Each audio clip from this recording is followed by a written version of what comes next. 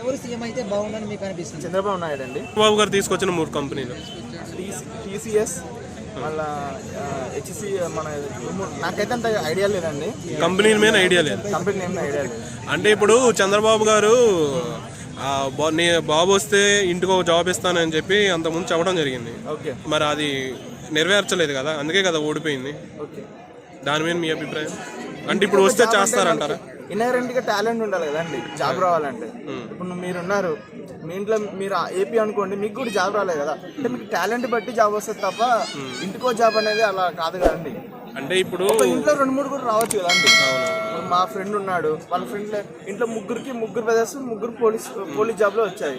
వాళ్ళ టాలెంట్ అండి. ఇప్పుడు ఇంటికో జాబ్ అంటే ఇంటికి 3 వచ్చాయి, మరి అది ఎందుకు చెప్పట్లేదు? అంటే ఇప్పుడు కుప్పంలో జస్ట్ కూరగాయల కోసమే నేను ఇంటర్నేషనల్ ఎయిర్పోర్ట్ కడతానని చెప్పారు మన రీసెంట్ గా చంద్రబాబు గారు. అంటే జస్ట్ కూరగాయల కోసం ఇంటర్నేషనల్ ఎయిర్పోర్ట్ కట్టాను లేదు, చంద్రబాబు గారు డైరెక్ట్ గా చెప్పడం జరిగింది సభలో. చెప్పడం కాదండి, మీరు అక్కడ ఆయన ఒపీనియన్ మీరు అర్థం చేసుకోవాలి. ఆయన ఎందుకు చెప్పాడు అనేది. మేబీ డెవలప్మెంట్ కోసం అనుకుంటా. కూరగాయల డెవలప్మెంట్ కోసం ఇంటర్నేషనల్ ఎయిర్పోర్ట్ కాదండి. ఇప్పుడు ఎయిర్పోర్ట్ పడితే అక్కడ మనకి అది మారుతుంది కదండి. ఇప్పుడు హబ్ లెక్క ఏర్పడుతుంది కదండి. అంటే గత 30 సంవత్సరాల నుండి కుప్పాన్ని ఎందుకు డెవలప్ చేయలేదంటారు? 30 సంవత్సరాల నుండి ఎమ్మెల్యే ఆయనే కదా. అప్పుడు ఎలా ఉందో ఇప్పుడు కూడా కుప్పం అలానే ఉంది కదా. స్టేట్ గురించి వదిలేయండి, ఆయన నియోజకవర్గం అయినా డెవలప్ చేసుకోవాలి కదా, ఎందుకు చేయలేదంటారు? ఆయన మెయిన్ ఫోకస్ హైదరాబాద్ పెట్టాడు కానీ గత 20 years నుంచి. మనం ఆంధ్రప్రదేశ్ విడిపోయింది మనడే కాదు, 10 years లో కదా అండి.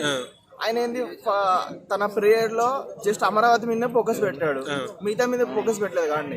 అంటే ఇప్పుడు 10 సంవత్సరాలు సీఎం గా చేసిన చంద్రబాబు గారు తెలంగాణ ఎంత డెవలప్ చేస్తే 5 సంవత్సరాలు పరిపాలన చేసిన చంద్రబాబు గారు ఏపీలో అట్లీస్ట్ దీంట్లో 25% అయినా డెవలప్ చేయాలి కదా, ఎందుకు చేయలేదు? ఏపీకి వెళ్ళి చూడండి, చాలా అంటే మన తెలంగాణతో పోలిస్తే అక్కడ రోడ్లు చాలా బాగుంటాయి. మీరు చూడండి, ఒకసారి చూసి మాట్లాడండి.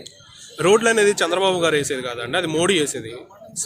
2 ways అనేది వచ్చేసి సెంట్రల్ గవర్నమెంట్ చేసింది. బట్ మీరు దాన్ని చంద్రబాబు గారు క్రెడిట్ ఎలా ఇస్తారు?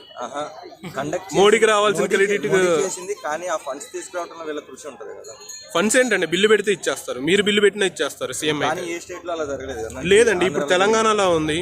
ఇగో ఇక్కడ రామోజీ ఫిలిం సిటీ దగ్గర ఫ్లైఓవర్ కడుతున్నారు. జస్ట్ వీళ్ళు బిల్లు పెట్టేశారు, వాళ్ళు అమౌంట్ ఇచ్చేసారు, కట్టేస్తున్నారు. ఫ్లైఓవర్ కి నార్మల్ రోడ్లకి సంబంధం, విలేజెస్ లో వీధికి సిమెంట్ రోడ్లు వేసేస్తారు. సిమెంట్ రోడ్లు సీసీ రోడ్లు అండి, అది సెంట్రల్ గవర్నమెంట్ రోడ్లు. సెంట్రల్ గవర్నమెంట్ వేసింది. అదేనండి, బిల్లు వాళ్ళు ఇస్తే కదా. ఓకే, ఈ విషయం అర్థం. మీది ఎవరండి? మాది నందిగామ అండి. మీ ఊర్లో ప్రతి వాడవాడకి రోడ్లు ఉన్నాయా? ఉన్నాయి. నిజంగా ఉన్నాయా? లేదు, మాకు గత 20 సంవత్సరాలు డెవలప్మెంట్ సరిపోతుందా? ఒక రోడ్లు వేస్తేనే డెవలప్మెంట్ సరిపోతుందా? దేశంలో డెవలప్మెంట్ అంటే చెప్పండి. ప్రతి ఒక్క కార్యకర్తని ప్రతి ఒక్క సామాన్య మానవుని ఒక సిస్టమాటిక్ అంటే సంథింగ్ ఒక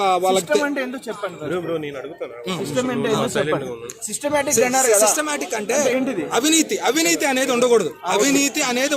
అంటే మీకు ఏ పరిపాలనలో ఎక్కువ అవినీతి ఉందని? చంద్రబాబు నాయుడు పరిపాలనలోనే అవినీతి అనేది ఎక్కువగా ఉన్నది. Janmabhoomi committees, what is the use of that? వాళ్ళ వల్ల యూజ్ ఏంటి? జన్మభూమి కమిటీ వల్ల యూజ్ ఏంటో చెప్పండి.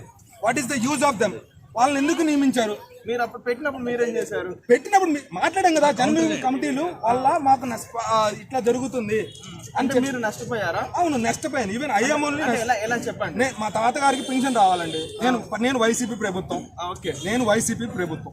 ఓకే, నేను ఒక పింఛన్ కి అప్లై చేస్తే వాళ్ళు ఏం చెప్పారంటే, జన్మభూమి కమిటీ 6 members ఉన్నారు మీ ఊర్లో, మీ 6 దగ్గర సంతకం పెట్టుకోరా అండి అన్నారు. నేను వెళ్తే మీరు వైసీపీ నేను సంతకం పెట్టను అన్నారు. ఇంకా నేను సైలెంట్ గా వచ్చాను. అది నేను నష్టపోయాను వాళ్ళ వల్ల. మీరు ఆ నష్టాన్ని తీరుస్తారా? ఒక్క నిమిషం, నాది ఏపీ కాదన్నా, నా తెలంగాణ.